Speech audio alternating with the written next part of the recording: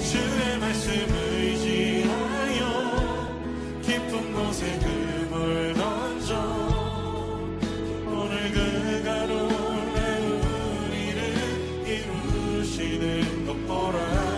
주의 말씀을 의지하여. 네, 반갑습니다. 여러분, 오늘 화요일 아침인데요.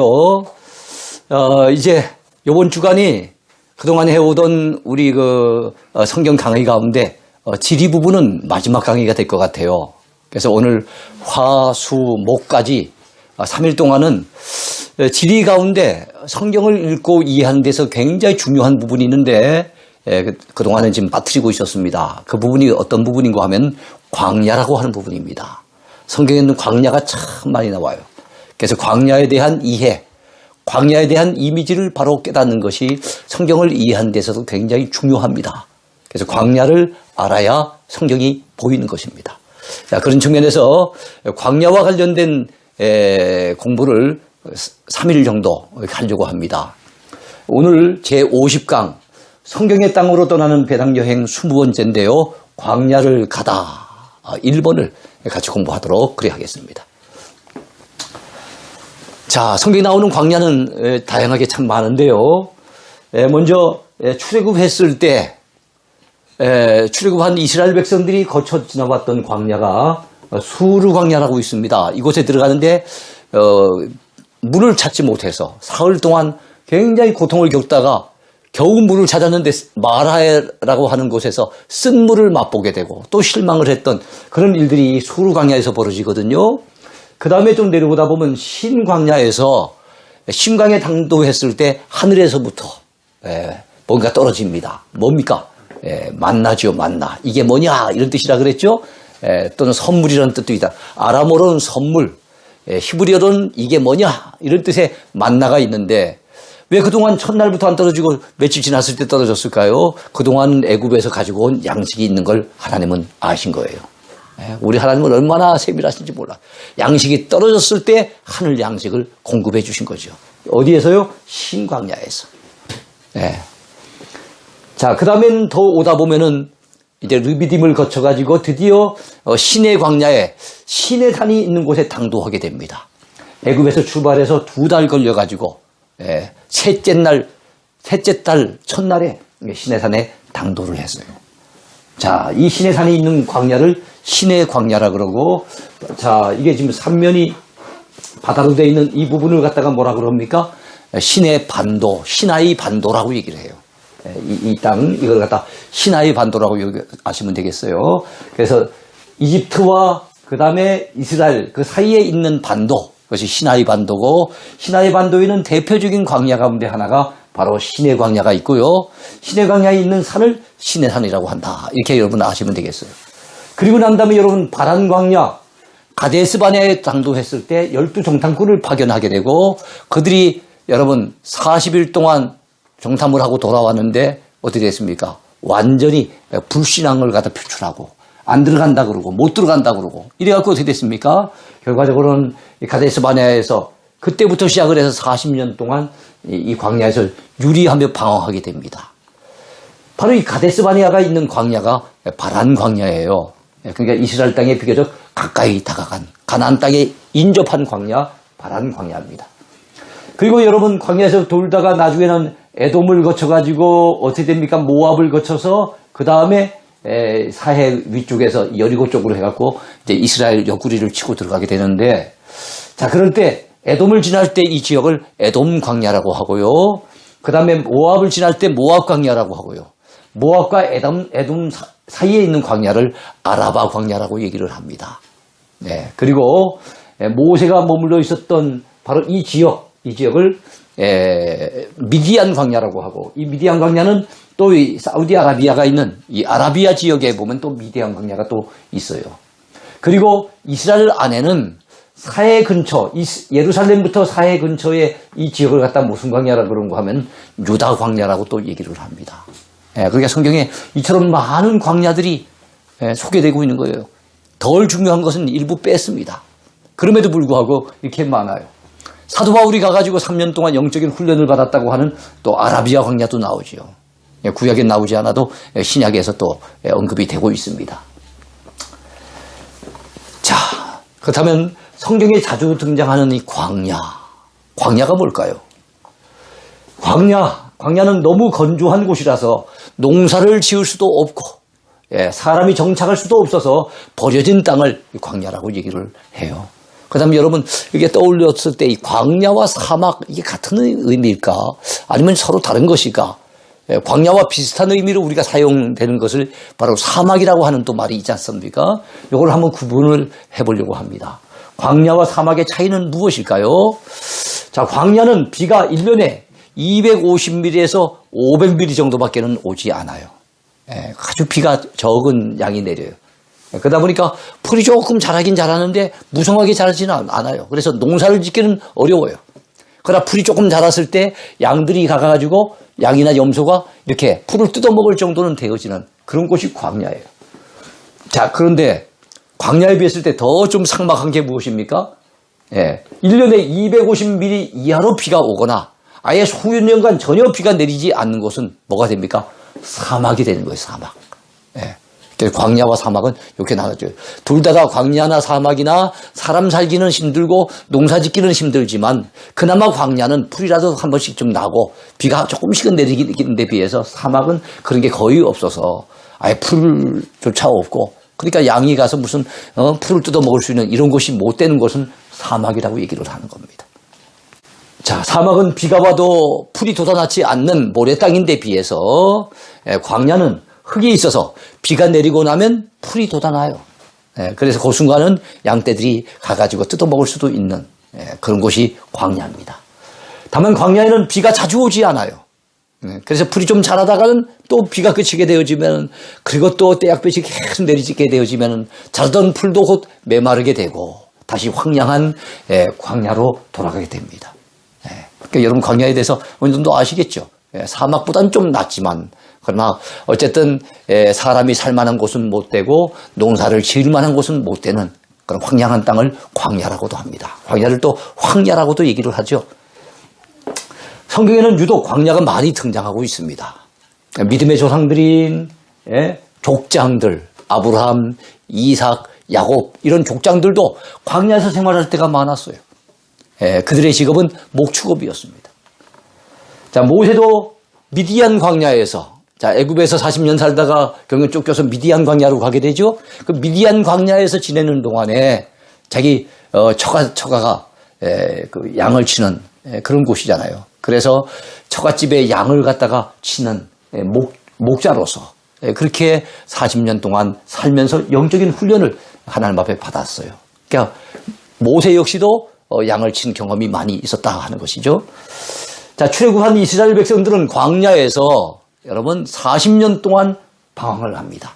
그들이 방황했던 곳이 어디예요? 광야예요, 광야. 다윗도 청년 시절 도망자 신세가 되어져서 여러 광야를 갖다가 찾아 헤맵니다. 유대 광야, 에돔 광야 등등 여러 광야에서 도망을 다니는 도망자 신세가 돼요. 그래서 다윗의 젊은 시절은 광야 생활이었어요. 광야수 가운데 때로는 토굴이 있으면은 그 굴 속에 들어가서 몰래 숨어가지고 그래서 피신을 다녔던 것이 다윗의 젊은 시절의 모습이었습니다. 자, 엘리야 선지자도 광야에서 죽기를 구하다가 호렙산에서 하나님의 세미한 음성을 듣기도 하지요. 예수님께서도 광야에서 40일 금식한 후에 사탄의 시험을 받은 것 여러분 아실 거예요. 예수님께서 시험을 당하신 곳이 광야였어요. 세례 요한도 여러분 그를 갖다가 별명을 뭐라 그래요? 광야에 외치는 자의 소리. 그렇게 얘기하지 않습니까? 그래서 회개 세례를 주고 그 다음에 회개를 외쳤던 곳이 어디냐 하면은 바로 광야 지역이었어요. 광야 지역. 그 광야 지역은 주로 유다 광야입니다. 유다 광야. 유다 광야에서 끝에 가보면 이제 요단강이 있고 광야에서 회개를 외치다가 사람들이 몰려오면 그 요단강에서 세례를 주었던 그 사람이 바로 세례 요한이었습니다. 사도 바울도 회심한 후에 아라비아 광야에서 3년간 기도하며 영적인 무장을 했던 것을 또한 우리가 알아야 됩니다. 이리저리 따져보면 성경의 주요 인물들이 다 광야 생활을 경험했다는 거예요. 성경에 광야라고 하는 단어가 무려 몇 번이나 등장하겠습니까? 제가 일부러 다 세어봤어요. 예. 그랬더니 야 엄청 많더라고요. 266회. 예. 266회나 광야라고 하는 단어가 등장해요. 그래서 광야는 성경을 이해하는 키워드 중에 굉장히 중요한 단어 중에 하나라는 거 여러분 기억하시기 바랍니다. 자, 광야를 알아야 성경이 보인다는 거 꼭 기억했으면 좋겠습니다.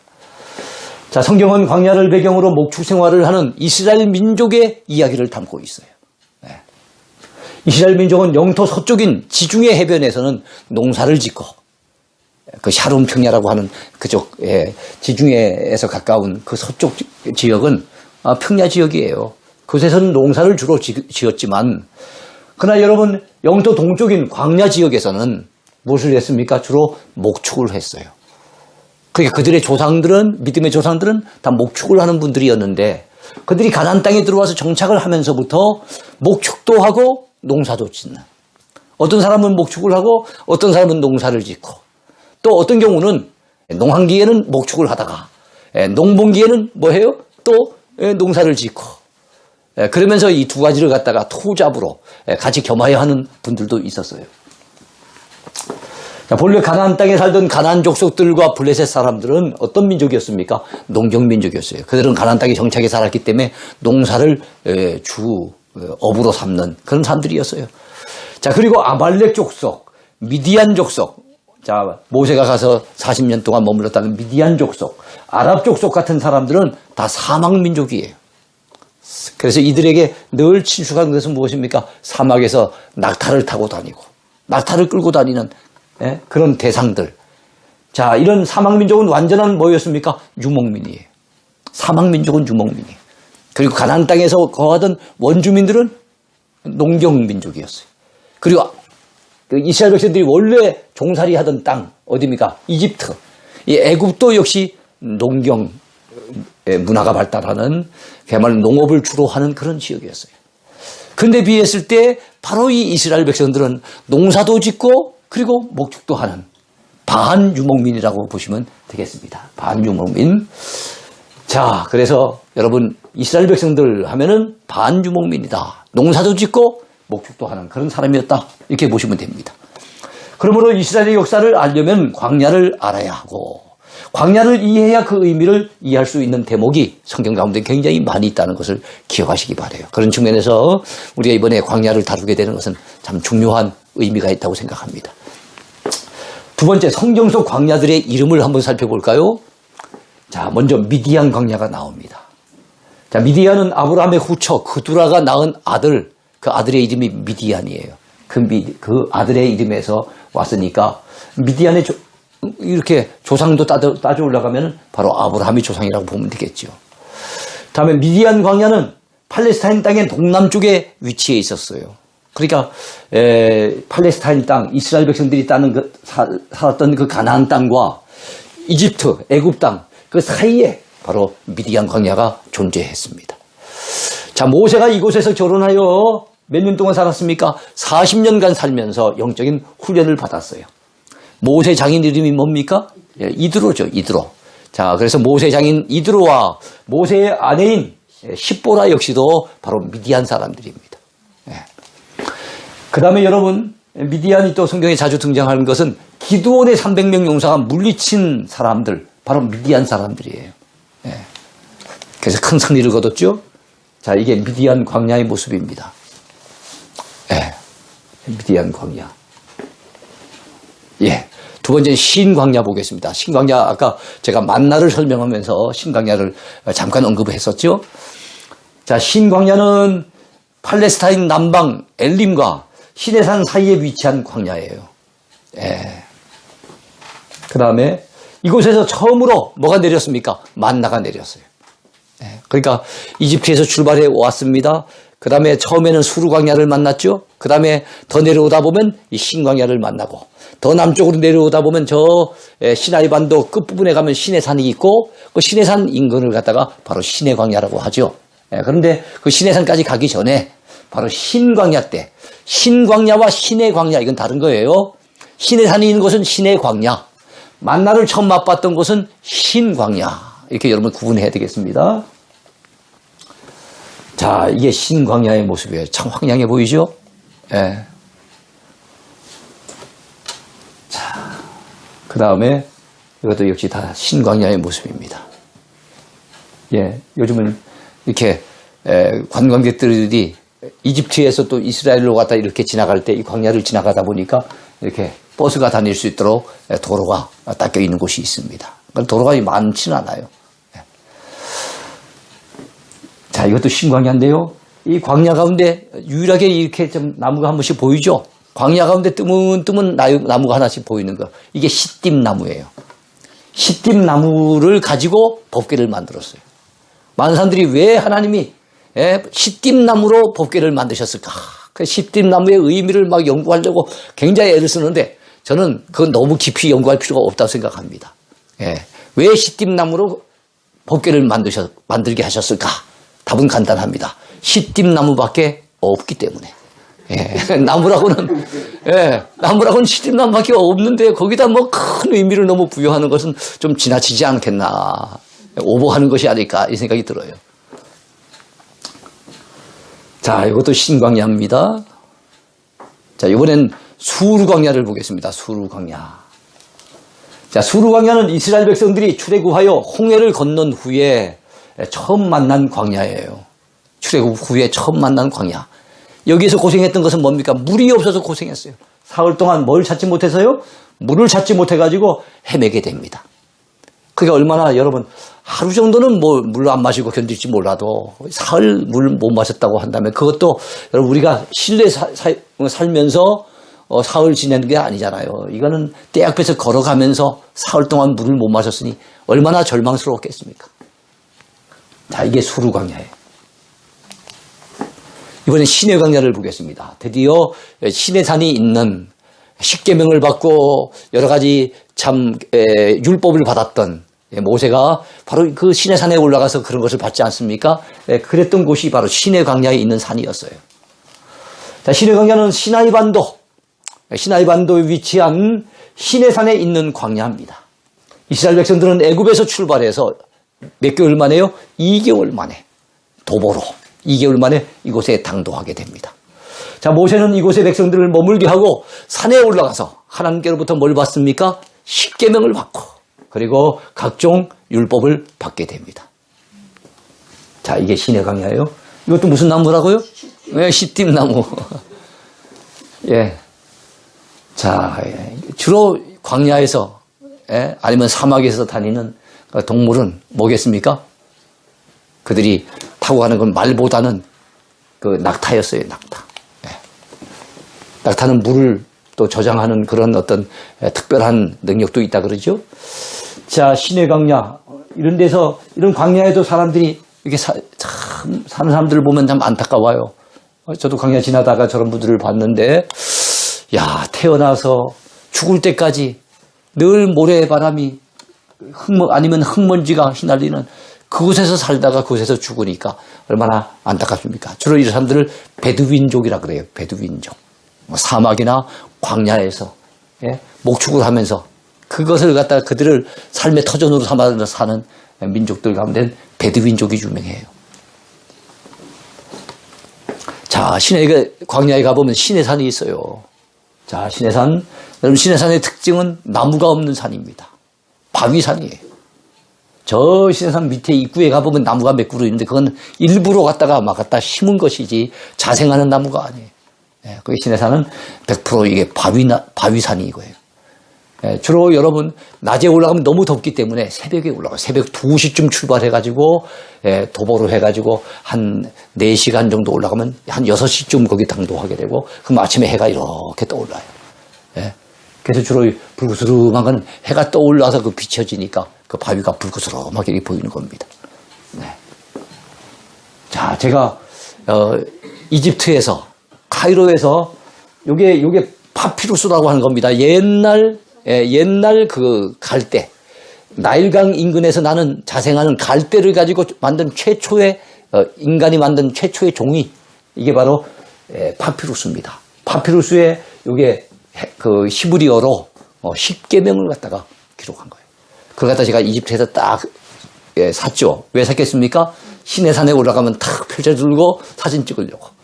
자, 그런데 아무도 안 사갖고 왔어요. 그래갖고 저는, 제가 이거 몇 번 찍고 난 다음에 계속, 마실라 가가지고, 딴 사람도 이거 들고 사진 찍고 했던 기억이 납니다. 역시 시내산이에요. 해가 막 동이 태울 때 그 무렵입니다. 같이 갔던 목사님들입니다. 같이 갔던 목사님 중에 이게 지금 필리핀에 가서 선교하시는 우리 박규영 선교사님도 같이 갔었습니다. 자, 요게 뭘까요? 요게 여러분 평소에는 잘 보기 어려워요. 시내산에 가면은 볼 수 있는 가시떨기 나무입니다. 옛날 이 가시떨기 가운데 불이 붙었는데 불이 타오르진 않고 거기서 음성을 듣게 됩니다. 하나님의 음성을 들은 사람 누구예요? 모세지요. 그 모세가 하나님의 음성을 들었을 때 그 가시떨기 나무라 했는데 이 나무가 바로 가시떨기 나무예요. 그렇게 막 울창한 나무는 아닙니다. 신의 광야의 모습이고요. 낙타를 타고 가고 있습니다. 낙타 또는 성경에는 한자로 약대라고도 하죠. 약대 같은 말이에요. 신의 광야의 또 한쪽 끝에 가보면은 저게 홍해바다가 연하여 있어요. 그래서 홍해바다의 모습이기도 합니다. 자, 이게 르비딤, 시내산에 당도하기 바로 직전에 르비딤이라고 하는 오아시스가 있어요. 여기에서 어떤 일이 벌어집니까? 옛날에 아말렉과 더불어 전쟁을 하는데 모세의 손이 올라가면 이기고 내려오면 지고 그랬던 기억나죠? 그래서 옛날 모세를 생각하면서 저도 손을 들고 기도를 했죠. 옷 색깔이 특이하죠? 이게 이집트 사람들이 즐겨 입는 그런 옷이랍니다. 이집트 가서 옷 하나 사가지고 그렇게 르비딤에 당도했었어요. 자, 이번엔 바란 광야입니다. 바란 광야.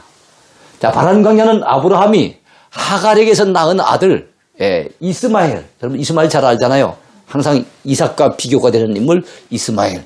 오늘날 아랍 쪽 속에 조상이라고 일컬어지는 이스마엘이 가서 살던 그곳이 어딘가 하면 바란 광야예요.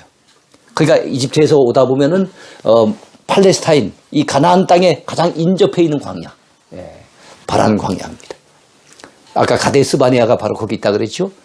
자, 이 광야는 출애굽 시기에 이스라엘 백성들이 진쳤던 곳입니다. 바란 광야는 시나이 반도, 시나이 반도의 가나안 쪽 끝자락, 가나안 쪽에 제일 가까운 끝자락에 자리 잡은 그런 광야가 바란 광야예요. 자, 그곳에서 여러분 하룻길만 가면은 가나안 땅에 당도할 수 있는 거예요. 그곳에서 하룻길만 가면.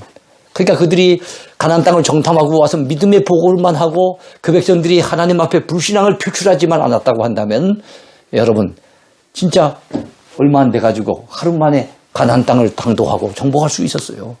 그런데 그때 불순종하고 하나님을 갖다 실망시키면서 그들이 40년 동안 40일 가나안 땅을 정탐했던 40일을 1일을 1년으로 환산해서 40년 동안 유리하며 방황하는 그런 안타까운 일이 벌어집니다. 그래서 광야 1세대는 거의 다 광야에서 멸절을 당하고 말아요. 가나안 땅을 들어가 정복했던 것은 광야 2세대입니다. 자, 그렇게 가까운 길을 바로 들어가지 못하고 이스라엘 백성들은 그들의 불순종으로 말미암아 사막길을 돌고 돌아 몇 년 만에 들어갑니까? 40여 년 만에 가나안 땅에 들어갈 수 있었어요. 자, 이게 바란 광야입니다. 역시 바란 광야의 모습이에요. 역시 바란 광야지요. 그 광야가 그 광야 같고 비슷하죠. 황량하기는 다 마찬가지 같아요. 이것도 무슨 나무겠습니까? 이것도 시딤나무. 참 퀴즈 문제가 너무 쉽죠. 자, 이번에는 아라바 광야를 보겠습니다. 아라바 광야. 자, 암몬과 모압 사이에 있는 광야예요. 아라바 광야는 사해에서 남동쪽으로 24km 지점에 있었습니다. 모압 땅의 케락에서 에돔 땅의 페트라로 가는 길에 그 사이에 위치해 있었어요. 우리가 오늘날 요르단을 가다 보면 이 아라바 광야를 지나가게 됩니다. 페트라 가는 길에서 만나게 되죠. 자, 이스라엘 백성들이 출애굽 당시에 광야 생활 중에 유숙했던 곳 중에 하나가 바로 역시 또 아라바 광야였어요. 아라바 광야에는 지금도 베두인족 사람들이 농업과 목축을 하면서 생활하고 있습니다. 이 사람들은 대다수가 그죠. 목축이 중심인데 그래도 오랫동안 한 곳에 정착하다 보면 그 주변의 상황이 좀 그 뭡니까 토지가 좀 괜찮으면은 농업도 해요. 그런 거 보면 이 아라바 광야가 다른 광야보다는 그래도 덜 황량한 것 같아요. 자, 아라바 광야입니다. 예, 이런 데 보면 식물이 좀 다 자라고 이런 곳이 있죠. 예. 자, 이번엔 모압 광야를 보겠습니다. 모압은 아브라함의 조카. 누가 조상이 됩니까? 롯. 아브라함의 조카 롯이 조상이 되는 땅이에요. 그 롯의 후손이 모압과 암몬입니다. 예, 암몬과 모압이 바로 롯의 후손이에요. 자, 모압 광야는 모압에 있는 광야 지역으로서 자, 모세 시대의 이스라엘 백성들이 바로 이 광야를 지나가게 됩니다. 후일에 여러분 다윗이 사울 왕에게 쫓겨서 이 광야에서 은신하기도 했어요. 예, 그것이 어디라고요? 바로 예, 이 모압 광야라 하는 것이에요. 자, 모압 광야. 예, 그래서 아까 그래도 모압 지역에 사람들이 많이 살다 보니까 다른 광야보다는 그래도 좀 보기가 낫죠. 예. 저기 풀 같은 거 이런 데는 광야라 할지라도 양떼가 다니면서 풀을 뜯어 먹을 수 있지 않겠어요? 예. 이번엔 에돔 광야입니다. 에돔은 야곱의 쌍둥이형 에서가 조상이 되는 땅이 에돔이에요. 그리고 오늘날 요르단에 가면은 옛날 요르단의 맨 윗지역이 암몬 지역입니다. 예, 암몬 지역. 그 다음에 나오는 것이 모압 지역이고 모압 다음에 나오는 것이 에돔 지역이거든요. 예. 그것이 오늘날 세 나라가 한 나라인 요르단을 이루고 있어요. 요르단강 오른쪽에 있는 그 나라예요. 그 나라 가운데 위에 있는 두 나라 암몬과 모압은 롯의 후손들, 아브라함의 조카의 후손들이에요. 그 다음에 맨 밑에 있는 에돔은 아브라함의 조카가 아니라 아브라함의 손자 야곱의 쌍둥이 형, 그죠? 아브라함의 손자의 후손들이 바로 오늘날 그 성경에 나와 있는 에돔이에요. 그렇게 여러분 이해를 하시면 되겠어요. 자, 에돔 광야는 에돔에 있는 광야 지역으로서 모세 시대에 이스라엘 백성들이 이 광야를 지나갔습니다. 후일에 다윗이 사울 왕에게 쫓겨서 이 광야에서 은신하기도 했어요. 그러니까 다윗은 유다 광야에서만 도망 다닌 게 아니에요. 사울 왕이 3,000명의 특별 부대를 데리고 막 쫓아다니니까 유다 광야에서 숨는 게 한계가 있으니까 할 수 없이 바로 이웃 지역인 모압 광야도 가고 에돔 광야도 가고 그래도 나중에 안 되니까 블레셋으로 나중엔 망명을 가기도 했던 사람이 바로 다윗이에요. 그러니까 다윗의 이 도망자 생활은 참 파란만장했어요. 네. 자, 이게 에돔 광야입니다. 야, 역시 에돔 광야예요. 네. 자, 에돔 광야의 또 한 부분이라고 하는 이 와디럼은 비록 광야 지역이지만 그 모래가 아주 붉은 모래, 색깔이 참 이뻐서 관광객들이 많이 찾는 곳입니다. 우리도 요르단을 방문했을 때 거기 가서 그 사진도 찍고 참 다니면서 참 어쨌든 관광하기는 좋은 곳으로 느껴집니다. 와디럼이에요. 거기서 너무 좋아가지고 펄쩍펄쩍 사람들이 뛰고 있죠. 지금은 뭐 전부가 다 뛰고 있습니다. 거기서 찍었던 사진이에요. 와디럼. 다음에 성지순례 가시면 와디럼은 뭐 성경적으로 크게 중요한 것은 아니지만 그래도 지나가는 길이니까 한번 들러보시면 참 좋은 곳이에요. 자, 이번에는 유다 광야입니다. 9번째 유다 광야. 예루살렘과 여리고와 사해 사이에 펼쳐진 유다 광야는 사해 서쪽 해변가를 따라 펼쳐져 있는 황량한 불모지입니다. 다윗은 사울 왕을 피해 이 광야에 숨기도 했고, 자, 그 다음에 자기 아들 압살롬이 반역을 일으켰을 때 이 광야에서 때로는 1, 2를 머물기도 했어요. 시편 63편은 다윗이 바로 유다 광야에 있을 때 쓴 시라고 그게 나와 있습니다. 그리고 세례 요한이 회개를 외쳤던 곳 역시도 광야에 외치는 자의 소리였잖아요. 그죠? 어느 광야에서 외쳤느냐? 바로 이 유다 광야에서 외쳤다고 보시면 돼요. 예수님이 40일 동안 금식하며 결국에는 사탄에 의해서 시험을 받으시게 되는데 그것도 바로 이 유다 광야였습니다. 그래서 여리고 앞에 가보면 여리고에 가면 그 앞에 시험산이라고 하는 산이 있어요. 그게 유대 광야에 바로 연결이 된 곳입니다. 자, 마귀에게 시험 받으신 것도 유다 광야였다는 거 기억하시기 바랍니다. 자, 이게 유다 광야의 모습이에요. 자, 이런 부분은 참 황량하죠. 근데 보면 밤에 무서운 짐승들도 꽤 많이 나오겠죠. 보세요. 역시 유다 광야입니다. 참 황량하죠. 예. 그런데 이 광야 지역에 한 번씩은 비가 내릴 때가 있고 그 비가 내리면 파릇파릇 새싹이 돋아와가지고 그래서 양떼들이 가서 풀을 뜯어먹을 수가 있는 거예요. 예. 여기는 그래도 비교적 풀이 많은 곳이라고 보면 되겠네요. 자, 이번엔 아라비아 광야입니다. 아라비아 광야는 사우디아라비아에 있는 불모지를 가리키는데요. 사도 바울이 회심한 후에 아라비아 광야에 가서 기도하며 영적 훈련을 받았다고 해요. 그런데 그 아라비아 광야가 워낙 넓어가지고 정확히 어느 지역에 가서 있었는지, 그리고 3년이라고 하는 그 표현이 나오지만 그 3년 기간 동안 다 있었는지 아니면 정확한 우리가 그 기간을 알기는 좀 어렵습니다. 그 기간은 정확히 알 수 없지만 3년 정도로 보고 있는 거예요. 그보다 짧을 수도 있습니다. 자, 역시 아라비아 광야입니다. 그러니까 이런 광야 지역엔 걸어 다니기 힘들어요. 그러니까 이 찝차를 타고 다닐 수밖에 없어요. 그런데 옛날에는 다 거의 낙타를 타고 이곳을 다 지나간 거예요. 이 아라비아 광야. 역시 참 황량하죠. 그래서 이 광야가 주는 이미지, 오늘 마지막으로 생각해보고 오늘 강의 마치려고 해요. 광야는 어떤 이미지를 줍니까? 광야에서 얻게 되는 영적인 유익, 교훈, 이것은 아마 내일 강의에서 살펴보게 될 거예요. 그래서 오늘은 끝에 가서 광야가 주는 이미지만 살펴보겠습니다. 먼저 광야는 지극히 척박하고 메마른 땅이에요. 척박하고 메마른 땅. 광야는 사람이 스스로의 힘으로는 살아가기가 어려운 곳이에요. 그게 누구의 도움이 필요합니까? 하나님의 절대적인 도움이 필요한 곳이에요. 하나님의 기적 같은 역사가 필요한 곳이에요. 그리고 광야는 때로는 혼자서 지나가야 하는 외로운 곳이기도 해요. 낙타를 타고 지나가는 그곳. 광야는 혹시 짐승이 나타나게 될까봐 두려운 곳이기도 해요. 그래서 빨리 가야 될 곳을 갖다가 이 나그네가 빨리 가야 되는데 거기서 혹시 무슨 일이 터져가지고 빨리 당도하지 못하면 밤에 광야에서 나야 될 경우에 상당히 위험에 빠질 수도 있는 겁니다. 광야는 먹을 양식도 마실 물도 없어서 모든 것이 궁핍하고 부족하여 허기진 곳, 참으로 허기지기 쉬운 곳이 이 광야라고 하는 곳이에요. 이스라엘 백성은 이런 광야를 40여 년을 지났으니까. 그 다음에 다윗은 정확한 우리가 그 연수는 알 수 없지만 10수년을 이 광야 지역을 갖다 도망 다니면서 지냈으니까 그 시절이 참 얼마나 힘들었겠습니까? 광야는 길을 잃고 방황하기 쉬운 곳이기도 해요. 바로 이런 곳이 광야입니다.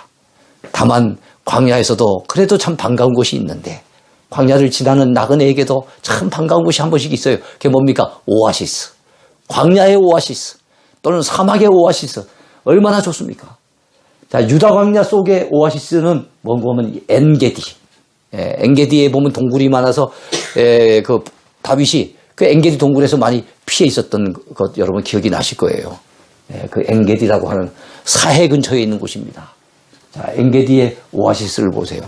이 광야에 이런 곳이 있다는 게 그래도 참 광야길을 여행한 사람에게는 이 오아시스를 만났을 때 얼마나 반갑겠습니까? 자, 엘림의 오아시스. 자, 수르 광야를 지났는데 사흘 동안 물을 찾지 못했어요. 마라에 갔더니 무슨 물을 겨우 발견했는데 쓴 물이라 마시지 못해요. 그래가지고 실망했던 이스라엘 백성들이 조금만 더 갔더니 엘림에 당도하는 거예요. 그래요. 우리가 너무 빨리 실망하면 안 됩니다. 우리가 실망이 찾아오고 낙심이 찾아오고 할 무렵에 우리가 믿음으로 조금만 더 전진하면은 우리가 엘림을 만날 수도 있다는 거 우리 성경을 통해서 또한 배우게 됩니다. 엘림, 오아시스예요. 자, 이 광야의 오아시스. 참, 광야 가운데 이런 곳이 물이 있다는 거 얼마나 좋습니까? 자, 광야 가운데 때로는 폭포가 떨어져요. 이 엔게디에 있는 폭포인데요.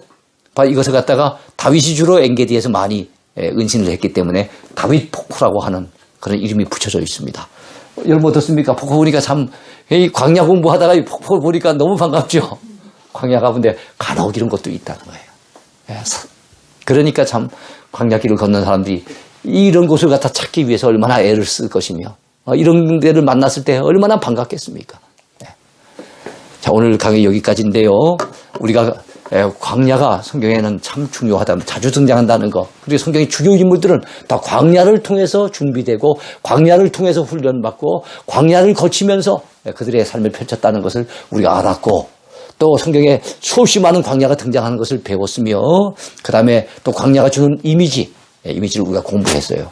광야에서 얻는 영적인 유익에 대해서는 영적인 교훈에 대해서는 내일 강의를 통해서 같이 살펴보려고 합니다. 오늘도 여러분 좋은 날 행복한 시간들 되시기 바라겠습니다. 감사합니다.